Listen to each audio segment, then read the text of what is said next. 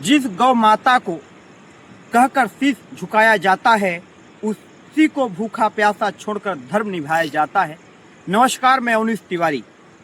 मैं आज रोड पे खड़ा हूँ और रोड पे जब मैं खड़ा होकर ये वीडियो शूट कर रहा हूँ तो आपको बिल्कुल ये लगता होगा कि मैं आम वीडियो बना रहा हूँ, लेकिन ऐसा नहीं है।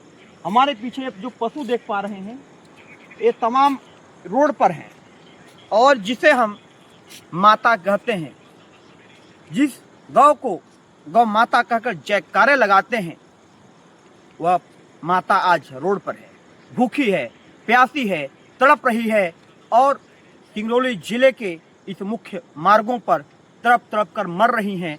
वाह रे गौ भक्तों, देशभक्तों, भारतीय संस्कृति का क्या परिचय दे रहे हो। भारतीय जनता पार्टी की सरकार है, मोहन मुख्यमंत्री जी हैं, लेकिन इन पशुओं के लिए कोई भी अभी तक बड़ी परियोजना या बड़ी इन्होंने जो रोड मैप है उन्होंने तैयार नहीं कर पाए। सिंगरौली जिले में लाखों करोड़ों रुपए खर्च कर गौशाला तो बनाए गए, लेकिन पशुओं के लिए नहीं। इन भ्रष्टाचारियों को, जिन्होंने पशुओं के नाम पर भूसा खा गए, जिन शेड बनाने के नाम पर पैसे खा रहे हैं, घटिया निर्माण कार्य कर रहे हैं, लेकिन इस पशुओं के लिए कुछ भी करने को तैयार नहीं है यहाँ के लोग और ये गौ भक्त।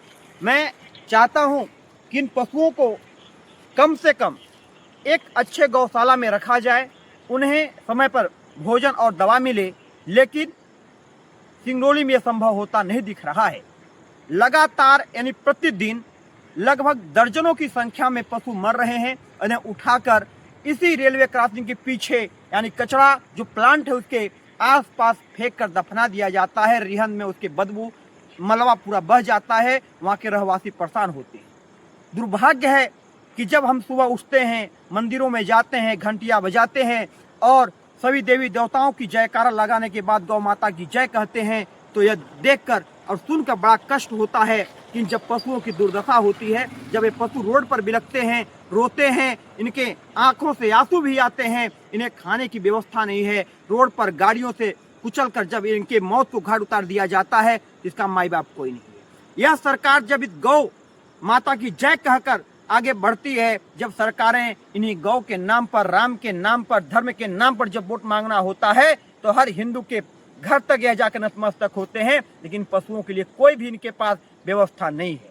दुर्भाग्य है कि भारतीय संस्कृति में इन गौ को माता कहा गया है, लेकिन माताओं को किस तरह रोड पर छोड़ दिया गया है, यह देखना बड़ी ही दिलचस्पी होगी। मैं इसलिए कह रहा हूँ, दिलचस्पी क्या, हमारा तो कलेजा फटता है, लेकिन जो गौ भक्त हैं, तमाम वो भारतीय हिंदू संगठन हैं जो इन गौ को माता कहकर पुकारते तो हैं, इनकी लड़ाइयाँ तो लड़ते हैं, लेकिन उनके लिए ना तो कोई गौशाला की व्यवस्था होती है, ना तो इसे कोई पालता है, ना ही कोई समय पर भोजन देता है।